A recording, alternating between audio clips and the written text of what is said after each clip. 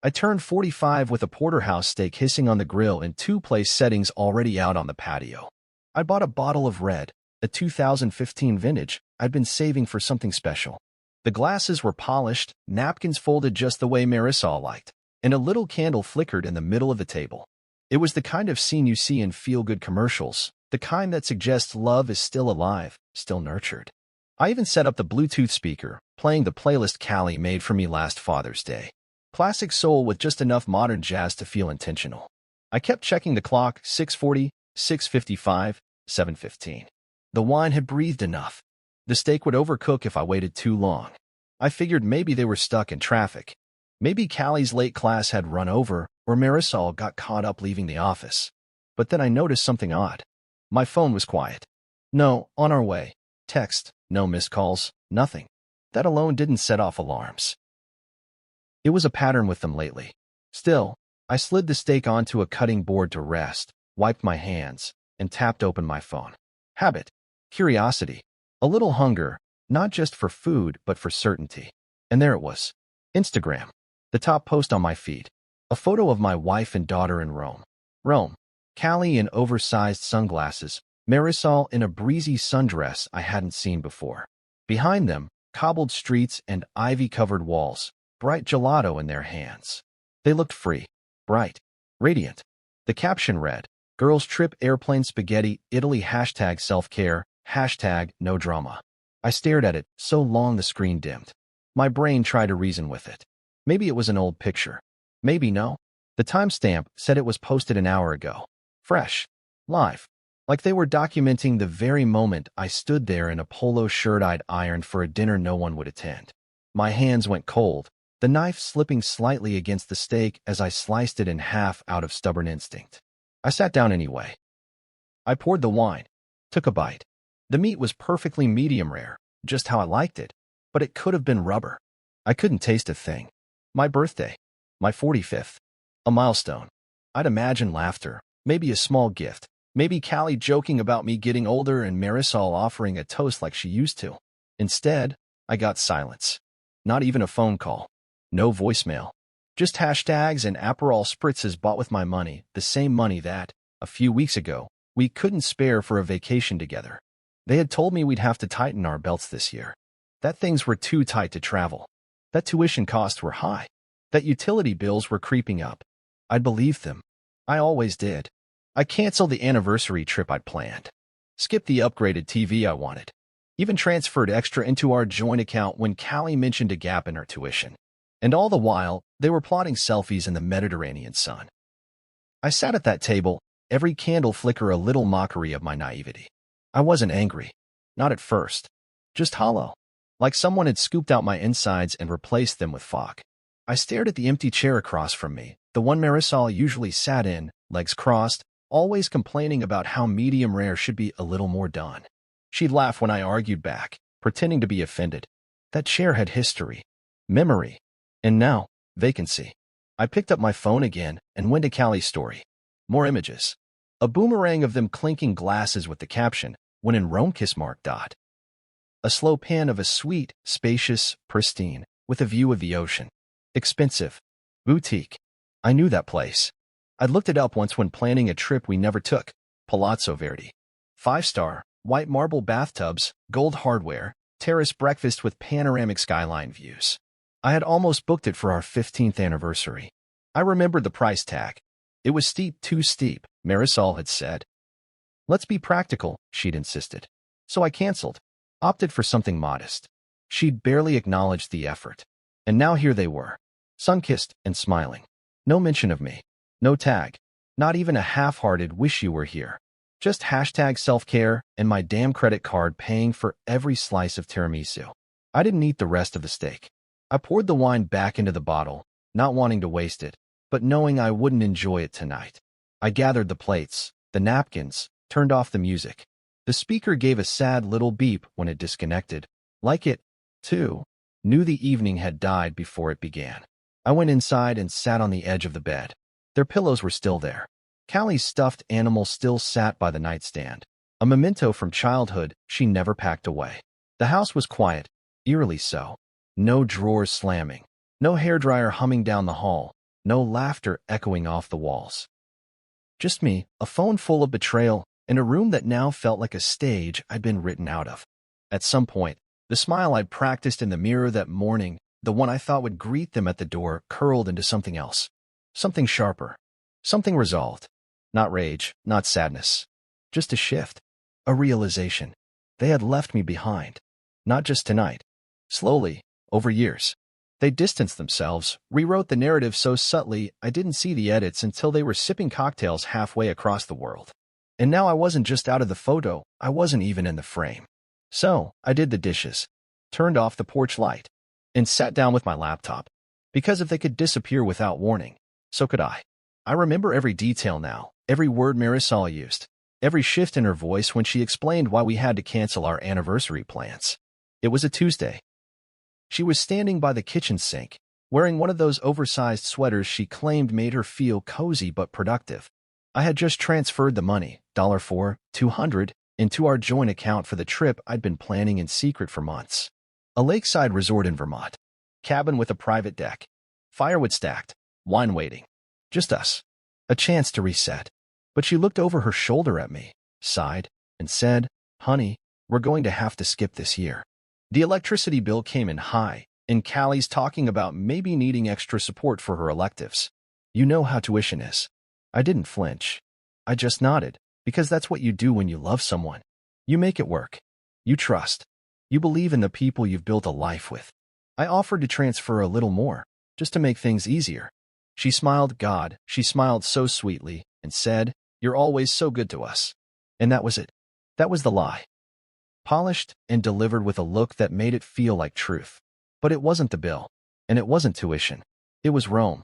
It was the Palazzo Verdi, a five-star hotel with hand-painted ceilings and concierge service that includes yacht reservations and tailored perfume recommendations. I knew the place. I remembered once finding a brochure for it tucked in one of her drawers. She said it was for a vision board. I had no idea it was a blueprint.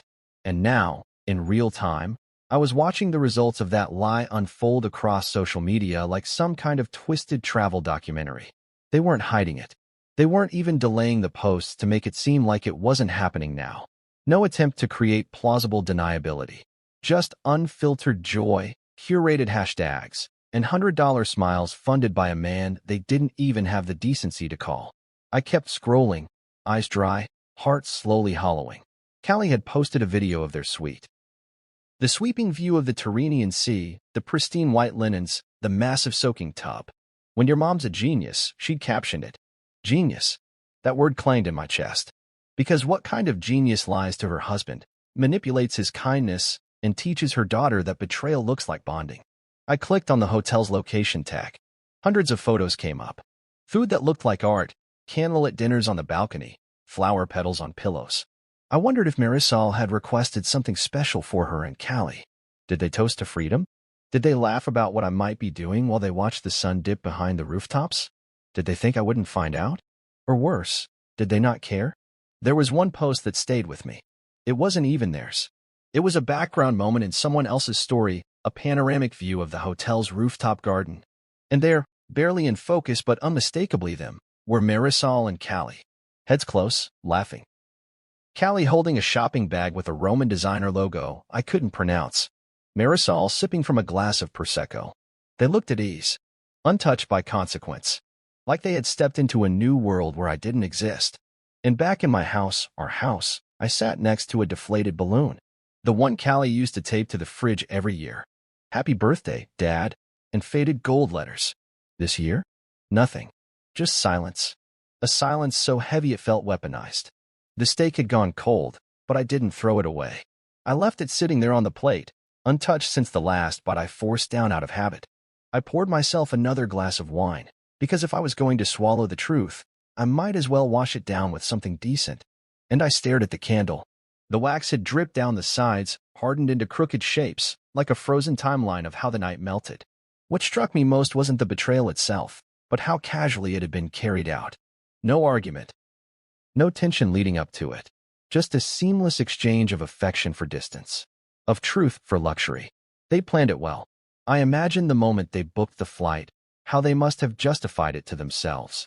"We need this. He won't mind. He'll understand. No, they just assumed I'd never find out. That I'd remain comfortably numb, the ever-trusting provider too loyal to question the people he loved. I got up and walked into the hallway. Her scarf still hung on the hook by the door. Callie's sneakers, bright white with lavender laces, sat beside the bench.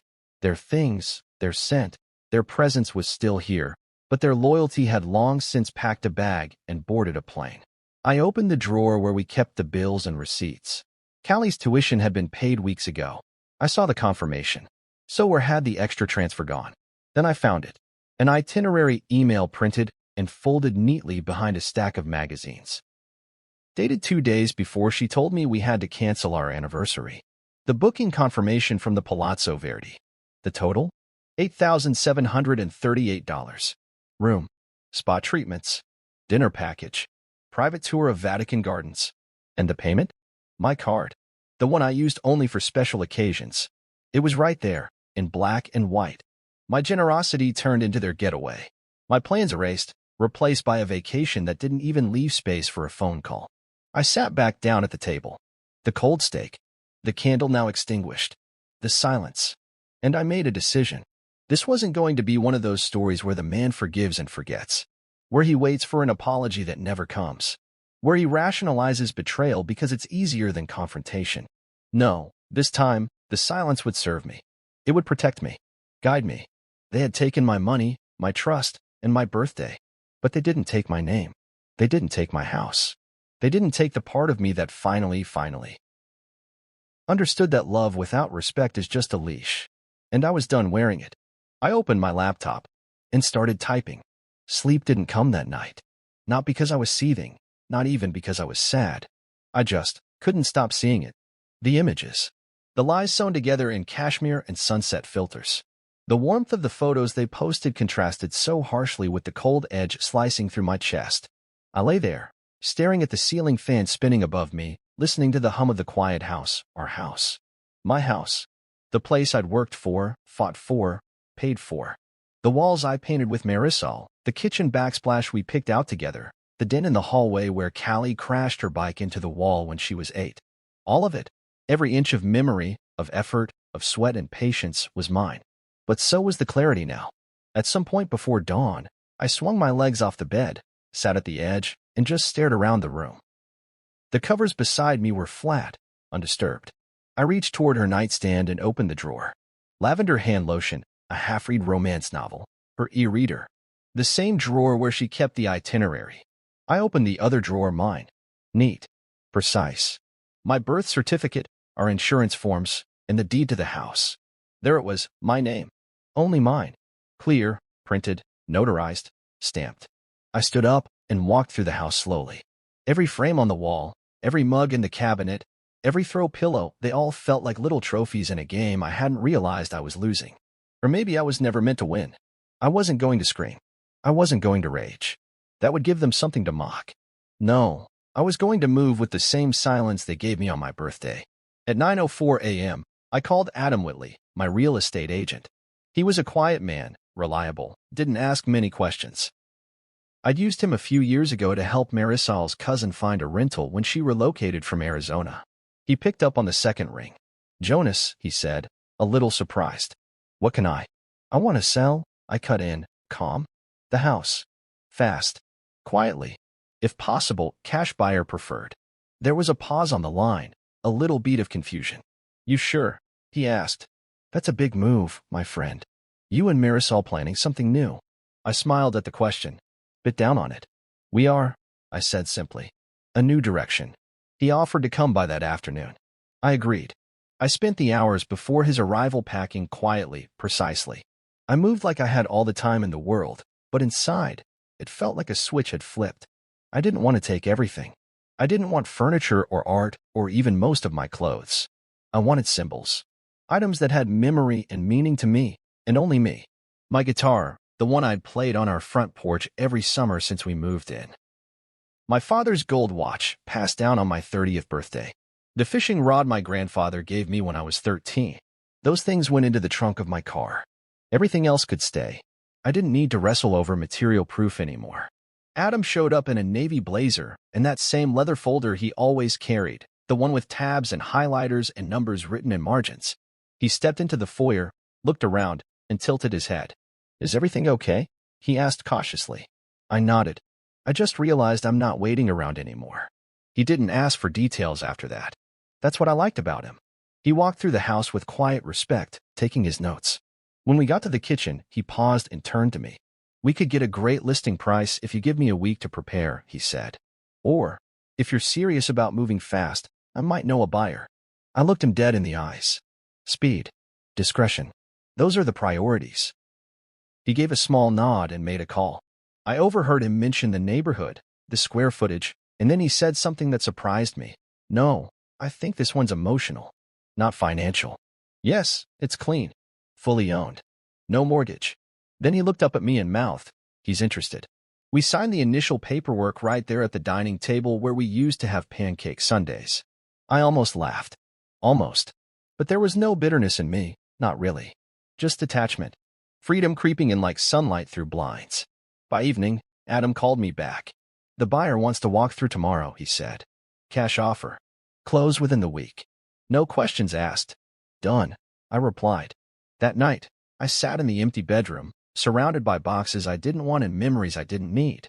I looked out the window and watched the porch light flicker across the driveway, waiting for a car that would never come back. I pictured them still in Rome. Maybe on a gondola, maybe drinking espresso. Maybe they were talking about souvenirs. Maybe they bought themselves matching bracelets, little trinkets of loyalty forged on someone else's dime. I hoped the spritz was strong enough to blur the guilt. I hoped the pasta tasted like victory. Because when they came home, they would find out just how much the currency of betrayal actually costs. The next morning, I met the buyer. He pulled up in a black SUV, windows tinted, music thumping low. A man in his early 50s, stocky, weathered hands, as that had seen too much. He introduced himself as Terrence, said he lived 2 doors down. Divorced. Kids grown. Worked in logistics. Didn't want to waste time. "You the seller?" he asked. "I am." He looked at the place, hands on his hips. "Always like this one. Good bones. Clean driveway. Quiet backyard." I nodded. "It's yours, if the papers say so." And they did. A handshake later, we were done. No haggling. No games. Just clean execution. I left that day with my guitar, my watch, my rod, and the kind of clarity that money can't buy. My car backed out of the driveway I mowed for years. I didn't look back. I didn't need to. Some people wait for closure. I handed myself mine in a manila envelope and a signature. I moved into the vacant unit next door, a temporary rental. Smaller, simpler. But it had everything I needed. Walls that didn't echo betrayal, rooms without staged affection, and silence that I chose, not the kind forced upon me. I lit a candle that night. Not for anyone else. Just for me. Because when you burn down what was false, sometimes all you need is a quiet room to see what's still standing. The papers were signed by noon. Just like that, my name was no longer attached to the place I once called home. I stood outside the rental next door, arms folded as Terrence's moving truck backed into the driveway I used to shovel in the winters, the same one Callie used to rollerblade across while holding my hand. He waved when he saw me, wide grin, cargo shorts, barking pit bull in the back seat. It was almost poetic. His dog, the one Marisol used to complain about every chance she got, now officially part of the landscape she could no longer claim. I didn't feel satisfaction the way I thought I would. Not yet. What I felt was stillness. Like everything was moving around me, but I'd finally found a place to just be. I leaned against the frame of the porch on my new, temporary unit, a beige rental with creaky floors and ugly linoleum, but a hell of a view. I could see our old master bedroom window from here, third one from the left, now with new curtains being carried in by a stranger. I hadn't bothered with blinds here. I had nothing to hide. And for the first time in years, no one pretending to see me. Terrence moved fast. I liked that about him. The kind of man who didn't waste time with questions or sentimentality. Just a handshake and a plan. He hired 2 movers and brought everything in within hours, flat screen, tools, even a huge leather recliner he barked orders about while sipping a lime soda. Every so often, I saw him glance toward me, almost unsure if he should say more.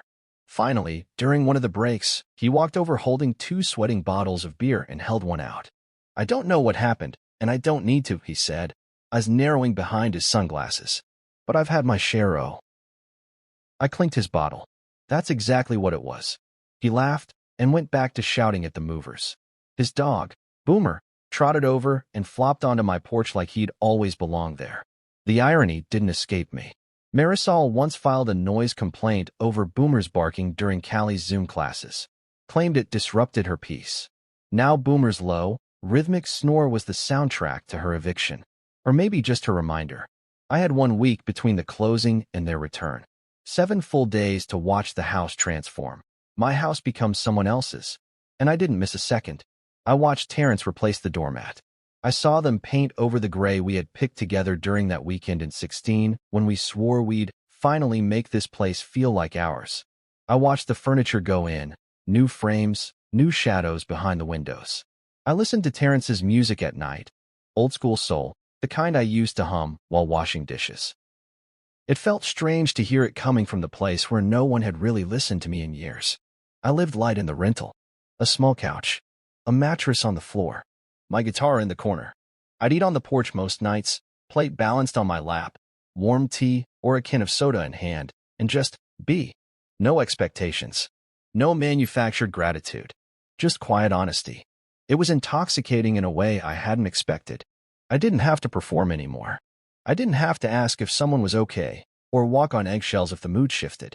I didn't have to pretend I didn't notice how often my name got left out of conversations, plans, and photo captions. And then Thursday came. They returned mid-afternoon. A sleek black SUV pulled into the driveway I no longer owned. I recognized the sound of it before I even saw it. Callie's favorite playlist blaring. Laughter. The sound of luggage wheels bumping along concrete. I stayed seated on my porch, a paperback cracked open in my hands, heart calm like still water. Marisol stepped out first. She wore a wide-brimmed sun hat, the kind that screams luxury and entitlement, and oversized sunglasses. Her skin was kissed by the Italian sun, her wrist jingled with new bracelets. She paused halfway to the front door, tugging her luggage behind her. Callie followed, speaking too loudly on her phone, until she looked up and smiled at the sight of their house. That smile didn't last. Marisol reached for the front door like it belonged to her, like muscle memory would save her. She slipped her key in and turned. Nothing. She frowned, tried again, jiggled the lock harder. Still nothing. Then she froze, eyes narrowing at the doorbell camera. It had changed. Smaller now, sleeker. Not ours. Callie had just started to ask, is the door messed up, when she noticed the for sale sign still on the lawn, flipped to sold. Her mouth parted, confusion spilling into disbelief.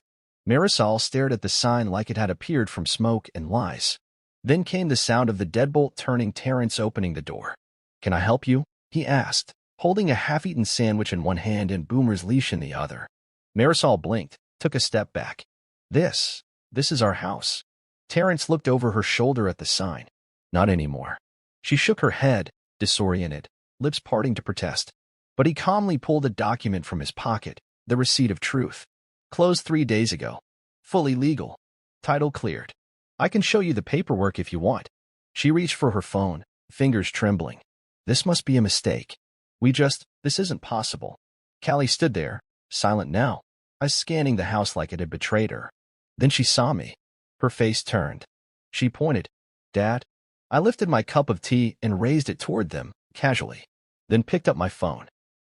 Marisol's phone buzzed in her hand seconds later. I watched her look at the screen.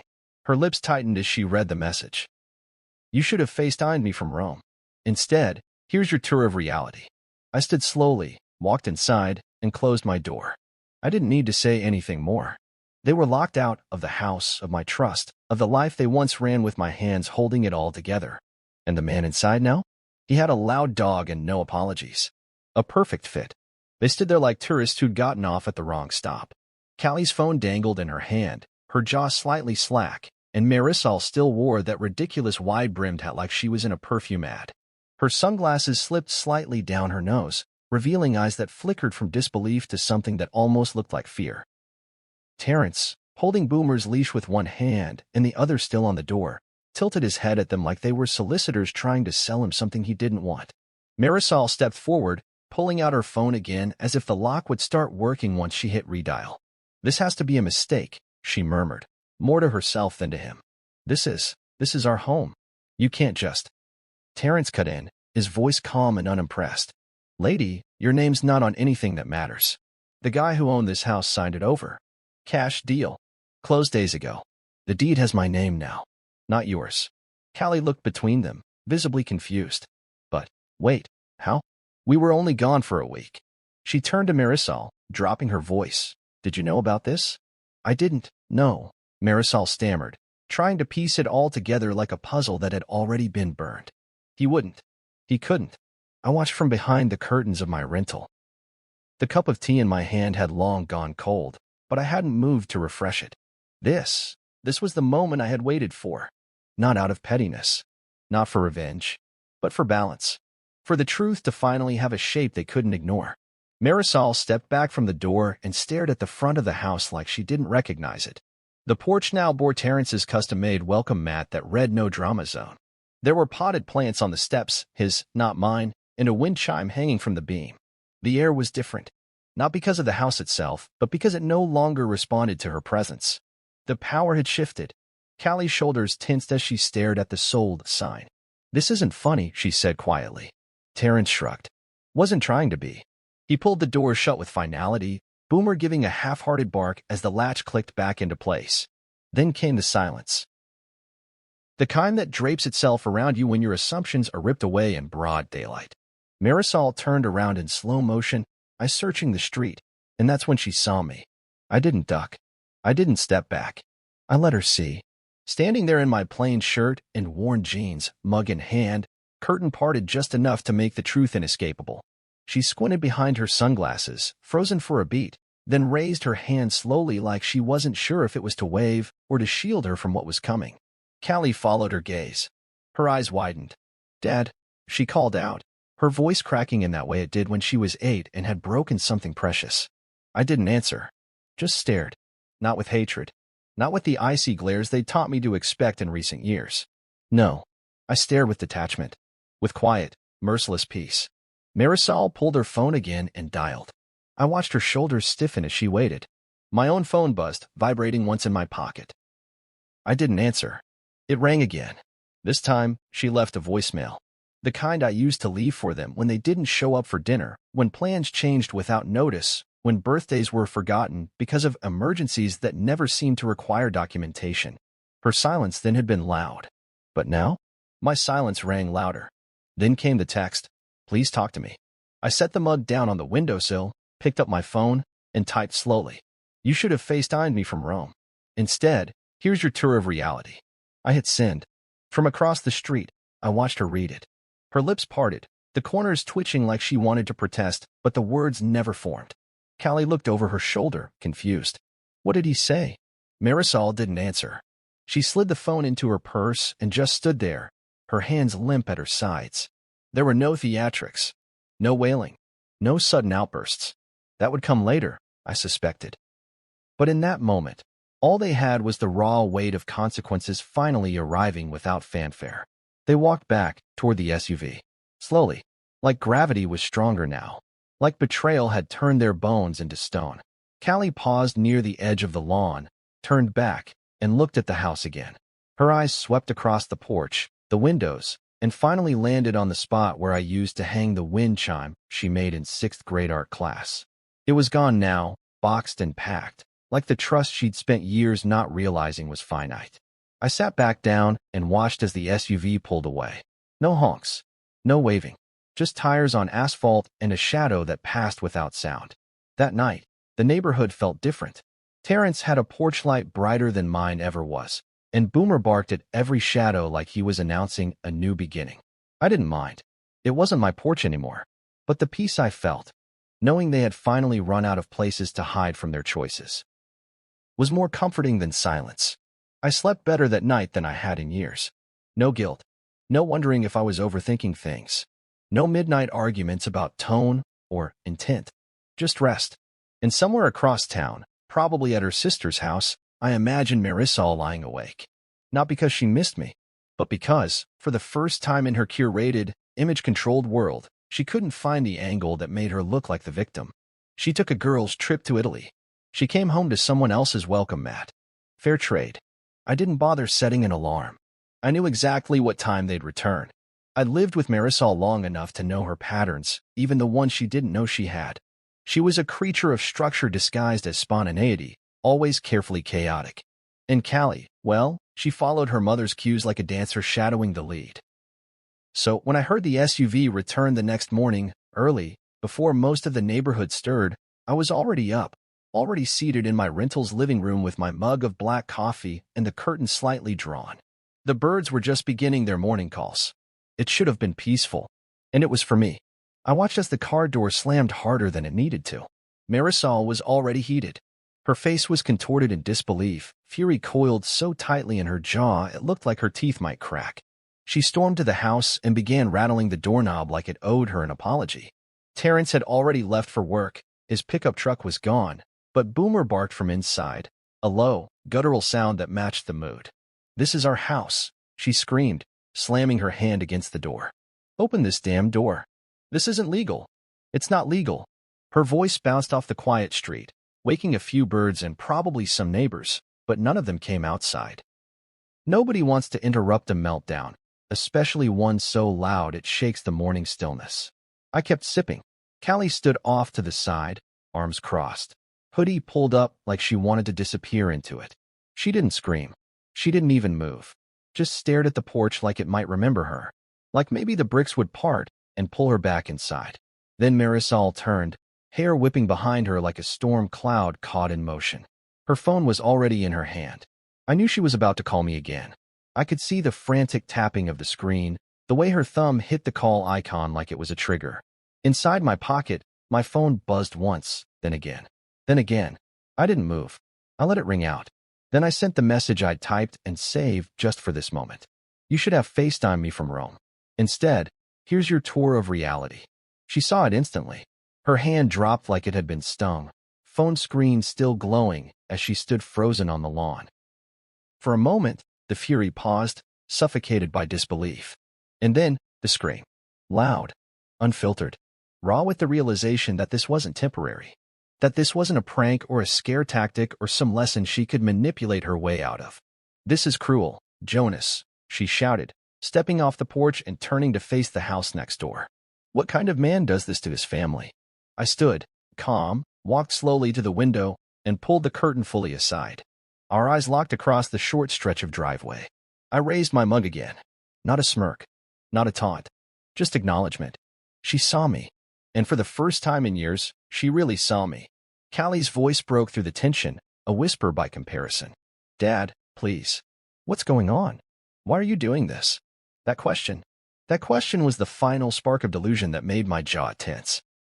I opened the door slowly and stepped out onto the porch, the air crisp against my skin, the weight of everything behind me no longer something I had to carry. I didn't yell. I didn't need to. My voice was steady as I said, "You toasted in Venice while I ate my birthday dinner alone. You posted photos of luxury while I sat beside a cold steak and a silence you both orchestrated.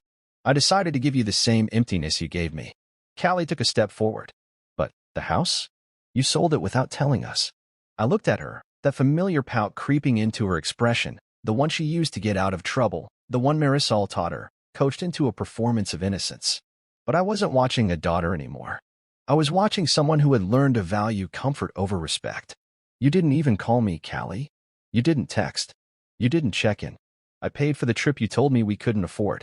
And then you both vanished." Marisol stepped in now, voice shaking. "This isn't like you, Jonas. You've never been vindictive." I almost laughed. "That's the point, isn't it? You were counting on me being predictable, soft, forgiving. You thought you could spend my money, forget my birthday, lie about tuition, and I'd just stand there waiting with open arms. But you walked out emotionally long before you ever packed a bag. I'm just catching up." Her face twisted, lips curling around something bitter. "This is heartless." I stepped down from the porch, slowly approaching the sidewalk where they both stood. "You want to talk about heartless?" I asked, voice now low, steady. "Let's talk about watching your husband grow older and pretending he's invisible. Let's talk about raising a daughter who doesn't even flinch when her father's excluded. You want heartless? Look in a mirror, Marisol. Look at that Instagram post. Look at that smiling photo in Rome. That's heartless. This is balance." She opened her mouth to fire back, but nothing came. Callie looked like she was about to cry, but the tears didn't fall. Not yet. They didn't have the weight of remorse. Just discomfort.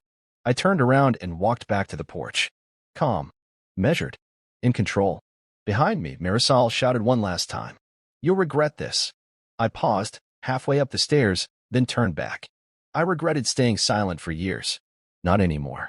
I stepped inside and closed the door, the sound of the latch clicking like punctuation. From the other side, I heard nothing. No knock. No footsteps.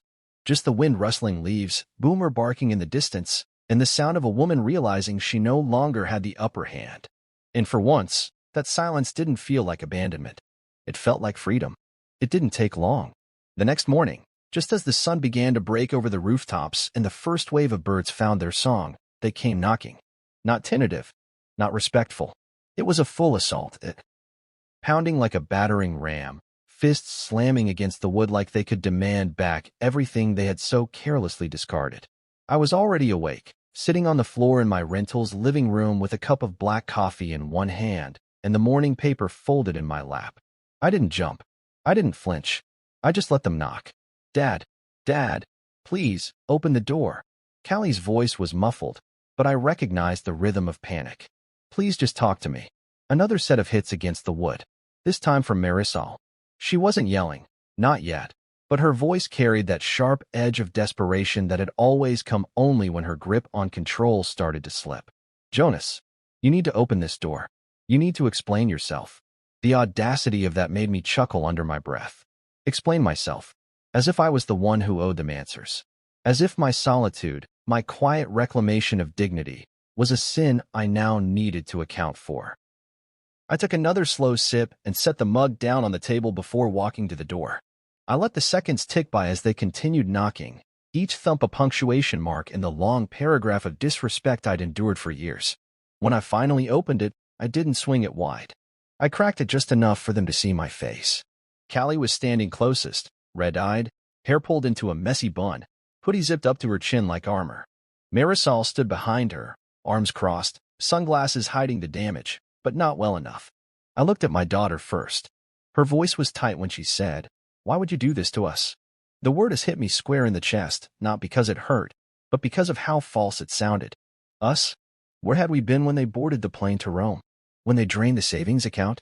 When my birthday passed without a call, a text, a scrap of recognition? I didn't respond right away. I just opened the door a few inches more, leaned against the frame, and let the silence answer for me. Callie's expression began to shift. Her lips trembled like she was searching for the right script but couldn't find her place in it. I watched the gears turn in her head. This wasn't the dad she knew. I wasn't delivering platitudes or absorbing pain like a sponge.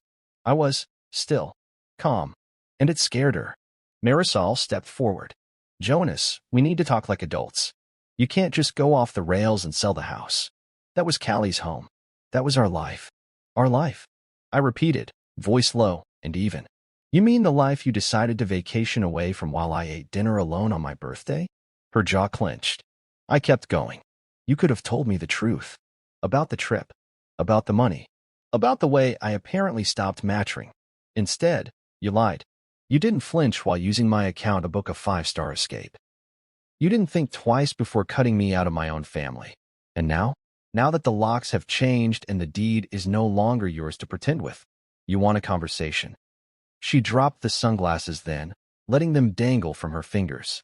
Her eyes were bloodshot, makeup smudged under each one. She looked smaller than she had at the airport photo in Rome. Smaller and real. "This isn't like you," she said. "You're kind. You're steady. You're—" I cut her off with a quiet laugh. "That's the problem. You mistook my kindness for weakness. My steadiness for submission. You thought I wouldn't act, no matter how far you went." Callie tried again, quieter now. "You didn't even call to warn us." I stepped fully into the doorway, not threatening, just present. "Neither did you, Callie. You." I'm simply matching the silence. Her face crumpled. I could see the moment the tears won. "I didn't mean to hurt you." I sighed. "Then maybe next time, you won't follow someone who does." Marisol took her daughter's arm gently, like she needed to keep her from collapsing. "You think you've made a point, but you've just proven you're capable of cruelty." "No," I said. "I've proven I'm capable of clarity. You two thought you could rewrite the rules of this family without telling me. I just returned the favor. I rewrote the future." She opened her mouth, then closed it again. I didn't need to say more. I looked at Callie, really looked at her. I hope you learn from this. I hope one day you understand that love doesn't mean being invisible. I was a good father, a good husband, and that still wasn't enough for you too. So now I'm being good to myself. Marisol reached out like she might touch my arm, might reel me back into that old, predictable rhythm. I stepped back, gently closing the door between us. And on the other side, there was only breathing. Then, retreating footsteps. I didn't watch them walk away this time. I didn't need to. They had already left me long before the house ever sold. All I did was respond. Quietly. Decisively. And for once, not too late. They tried everything after that knock. Not apologies, never that, but strategies. First it was disbelief, then accusations. The next morning, I opened my inbox to find an email from Marisol with a subject line that read, "Legal clarification needed." Beneath it, a scant letterhead from a local firm I knew she hadn't stepped foot in since our refinancing in 2016, asking for a meeting to discuss property ownership claims and restitution. Restitution. I sat at my makeshift dining table in the rental, really just a small desk I'd repurposed, and smiled. Not because I found any of it funny, but because it was textbook. The moment control slips, people like Marisol scramble for ground to stand on. And when guilt doesn't win, they reach for paperwork. But what she didn't seem to understand, even now, was that I hadn't moved emotionally until I'd already locked down every detail legally. There were no loopholes, no gray areas. The house had always been mine, bought under my name, mortgage signed by my hand alone. I was the one who qualified for the loan while Marisol's credit was in recovery after an early career misstep with a failed startup. We'd never added her to the deed. She said back then it wasn't necessary. "It's not about whose name is on paper," she told me after I suggested it. "We're a team." What she meant, of course, was, so long as I benefit, the technicalities don't matter. I dug up the file folder labeled Primary Residence, 2008 from the box beside my desk. Every document was crisp, copied, notarized. I flipped through the tabs like I was revisiting an old battle plan. Mortgage statements, insurance, property tax receipts, even the appliance warranties. All under my name. All organized. All immune to emotional spin. I forwarded the scanned copies of the deed and the closing sale receipt to the attorney listed in her email. No message. No explanation. Just attachments with cold, indisputable truth. They didn't reply. Instead, I heard from Callie again, this time through a string of texts that swung wildly between hurt and confusion. "How could you do this without telling me? I thought you loved us. You didn't even warn us. That's not okay. You raised me to talk things through, not burn things down." I stared at the last one longer than I should have. She was right, in a way. I had always tried to model patience, communication, compromise. I just never expected to be the only one holding up that example. It's a strange kind of grief, realizing you raised someone with all the tools for empathy and they chose not to use them on you. So I replied with one sentence. "Love doesn't mean letting people keep the knife after they've used it." She didn't respond. Marisol tried calling twice that afternoon. I watched the phone ring from across the room, let it buzz out. She left no voicemail. I imagined she didn't know what to say that wouldn't further expose her. Because the moment we sat in front of any judge, if it ever came to that, she'd have to explain why she used funds marked for tuition and bills on a Roman holiday, complete with spa treatments and private tours. She'd have to explain why there was no prenup, no shared property agreement, nothing that gave her a legal foothold. Because I had all the names. On the deed. On the accounts. On the history of patience turned silence turned strategy. Even the car she drove? Leased under my credit. Even the utilities she tried to weaponize? Set up under my email, billed to my card. I never thought about how much of the infrastructure I carried until I let it fall. The funny thing is, I never planned it that way. I didn't hoard power out of pettiness. I took responsibility because I thought it meant something. Because they asked me to. Because they trusted me. And I trusted them. Until trust turned into dependency, and dependency turned into assumption, and assumption turned into abuse wrapped in politeness. I had always been the background provider, the quiet engine that powered our lives while they chased aesthetics and attention. I bought the house. She decorated it. I paid the bills. She posted the dinners. I stayed home. They posed in front of hotel pools, claiming quality time in locations I'd never been invited to. Not anymore. Later that evening, I sat outside on the rental's tiny porch. The chair creaked under me, the wood a little warped. but I didn't mind. I had a notebook in my lap, pen tapping against the edge. I wasn't journaling. I was listing things, names of items, obligations, memories that were mine. Things I didn't need to apologize for. Things that had value because I gave them value, not because someone else approved of them. My guitar, mine. My time, mine. The silence in this space, mine. My name, undiluted by anyone else's drama, mine. They couldn't take that. Not with emails. Not with tears. Not with manipulation dressed as reconciliation. I remember the early years when Marisol would sit beside me on that porch, sipping wine, sketching dream renovations in a notebook we never filled. Back then, she used to ask what I wanted, where I saw us going. She listened, or at least pretended to. But as time passed, those questions stopped. And when I asked them back, they were brushed off. We'll figure it out, she'd say. Let's just live in the moment. I didn't know the moment was Rome without me. I didn't know figuring it out meant I'd eventually be treated like a ghost in my own life. But now the house was gone. To them. To me, I had a home again. Even if it was smaller. Even if it was rented. It was free of performance. Free of pretending. It echoed only my thoughts, my breath, my laughter when it returned. No one looking past me. No one using my name as a debit code. So when people ask how I could sell the house without discussing it, I say this. I discussed everything. For years. With my presence. My patience. My consistency. They just didn't listen. But the deed? That listened. That held my name when no one else would. She didn't wear makeup when she showed up this time. No sunglasses, no pretense. Just a wrinkled t-shirt, no jewelry, and a look on her face that hovered somewhere between defiance and collapse. I saw her walking from the corner of the street, slow, unsure, but determined to reach my front porch like it was her last resort.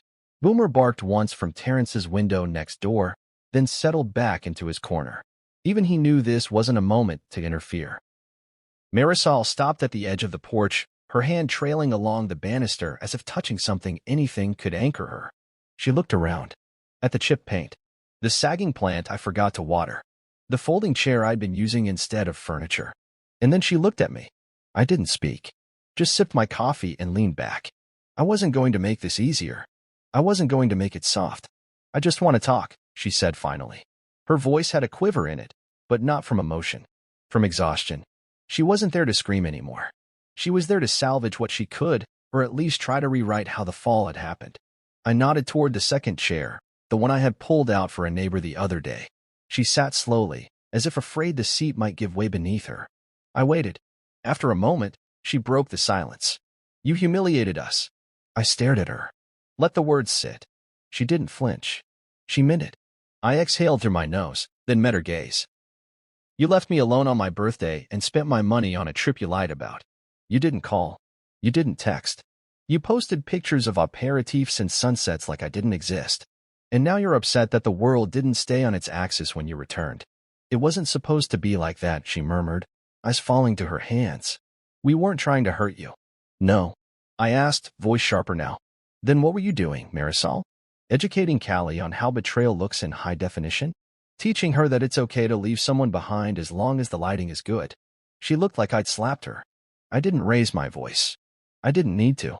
Truth has its own weight when delivered calmly. You think what I did was cruel, I said, leaning forward now, elbows on my knees. But I didn't create this moment. You did. I just let the consequences catch up to your decisions. Her shoulders tensed. I didn't think you'd. I didn't think you had that in you. And there it was. The most honest thing she'd said in years. The root of it all. I was supposed to be safe. Predictable. The one she could count on to forgive, to absorb the damage, to carry the weight in silence. I nodded. Exactly. That's why it worked for so long.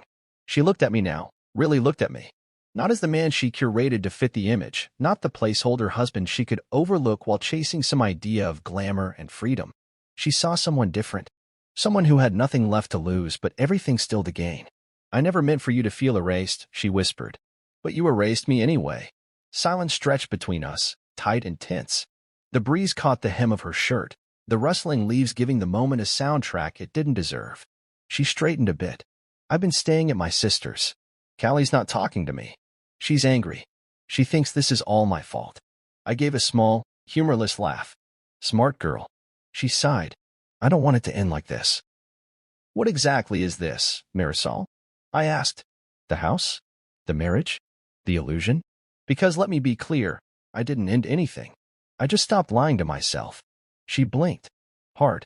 Her hands clutched each other in her lap like she was trying to wring some version of herself out of her palms. You were always so calm, she said. Even when I pushed. Even when I crossed lines. I nodded. That was my mistake. I mistook being calm for being good. I thought if I kept the water still, no one would notice how much I was drowning. Her lips trembled now. We were unhappy. I didn't know how to say it. So you flew to Rome instead. She looked away. I leaned back. I'm not angry anymore. And that's what makes this worse for you. You thought I'd rage. Thought I'd spiral or chase you. Beg you to explain. But I'm done explaining things that people who love me should never need clarified. I thought you'd always be there. Exactly. And that's why you stopped showing up. Because you thought I never would. Tears finally welled in her eyes, but I didn't reach for her. Not anymore. That was a man I used to be. He lived in a house I no longer owned. I'm sorry, she said. Quiet. Genuine. But too late. I nodded. I believe you. Does that mean? No. I cut in gently. It means I believe you're sorry. But that doesn't change what you did. And it doesn't mean I want you back. She looked like she'd swallowed something bitter. You used my kindness as a safety net, Marisol. You taught our daughter to do the same. And then you both stepped off the high dive and expected me to catch you with a smile. But I'm done performing. I'm done cushioning your landings. She stood slowly. Her legs were shaky. I stood too, opened the door behind me. She stepped back. So that's it. I nodded once. That's balance. She looked like she wanted to say something else. A plea. A threat. A memory to weaponize. But nothing came. Just the weight of being held accountable. She turned and walked away, slower this time. No drama. No exit line. Just silence. I stepped back inside, closed the door, and let the peace take its place again. Some people call truth cruel. But I know better. Truth doesn't destroy. It reveals. And sometimes the most loving thing you can do is stop protecting people from it. The first time I opened all the windows at once, the house felt like it exhaled. A soft breeze swept through the living room, rustling the edge of a thin curtain and nudging the scent of fresh paint into every corner. It wasn't much, this rental, but it was mine now. At least, the air inside it was honest. The walls didn't carry arguments. The floor didn't echo the weight of a love that had long since collapsed under the pressure of performance. It was just space. Quiet. Light-filled.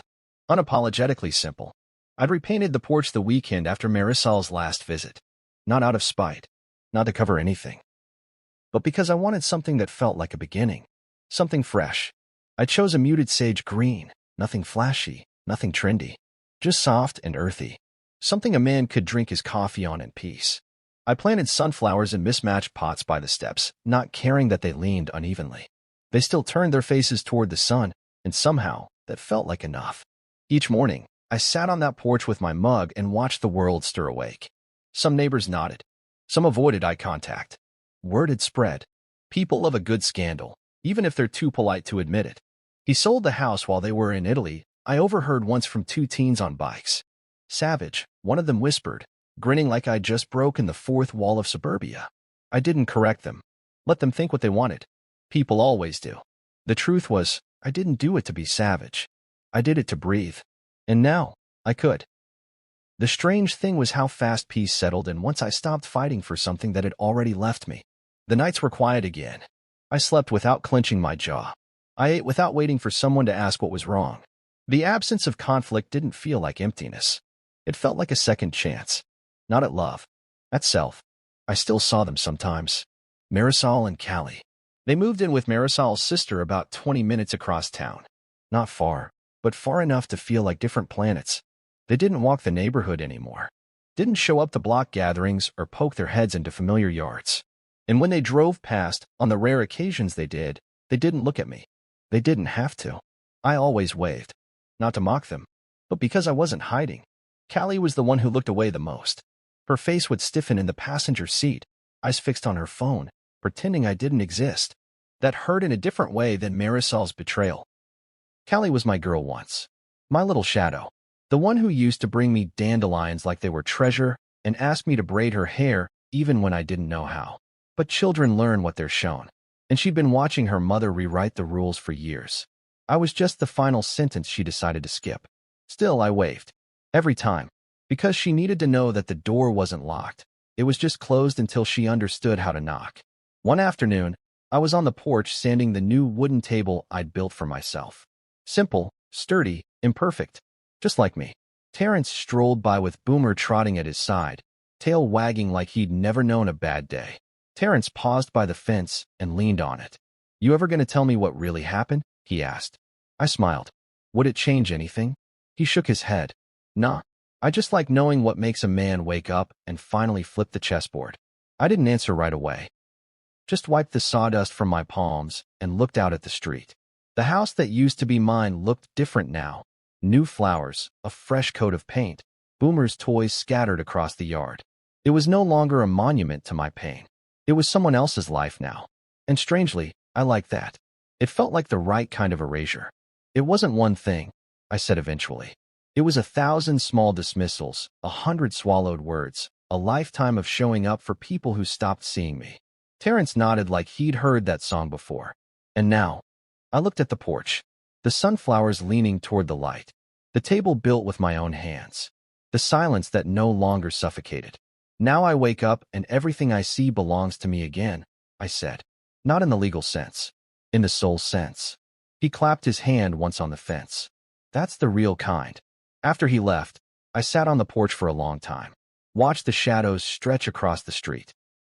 I thought about how much energy I used to spend trying to prove my worth, at home, in conversations, even in the silences where I waited for gratitude that never came. It's exhausting, trying to be seen by people who refuse to look. But this porch didn't ask me for anything. It didn't withhold affection. It didn't weaponize distance. It just held me, quietly. That night, I made dinner for one. Pasta, garlic bread, a little red wine. I lit a single candle, not out of loneliness, but out of reverence for peace. I turned on a record, something soft and slow, and sat at the table with a folded napkin, a worn book beside me, and no one's judgment hanging in the air. This wasn't the life I planned, but it was the life I reclaimed.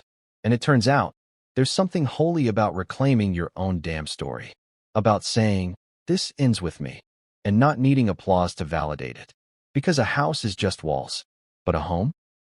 A home is wherever you no longer have to explain why your silence is finally louder than their noise. And this porch, this peace, this morning coffee and quiet smile, this is home.